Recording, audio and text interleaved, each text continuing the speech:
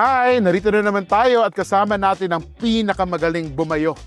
Wala nang iba pang gagaling bumayo dito sa farm ko. Narito na naman si Marga. Hello! Hello po. Ano ba itong bagong dish na ipapakita natin sa kanila na ginaganipan natin ng very simple dish? Nilupak, sir. Nilupak. Nilupak po natin ay ano lang, saging at balinghoy. Tapos meron po siyang niyog.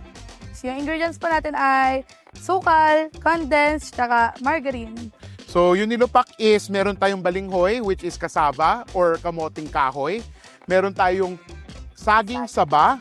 And of course, meron tayong niyog or coconut. So, ginagawa niyan, pag sinabi mong nilupak, kasi ibig sabihin kaya nilupak is talagang binabayo mo. So, papakita natin. Yes, sir. Magbayuhan na tayo. Hanap Let's tayo. go! Hindi ba nakakaya, Marga? Ikaw ang bumabayo? Pwede ba ako naman bumayo niyan? Sige, sir. Sir, may kanta tayo dyan, sir. Ano? Magbayo Yo ay di biro, maghapong nakayo ko. po.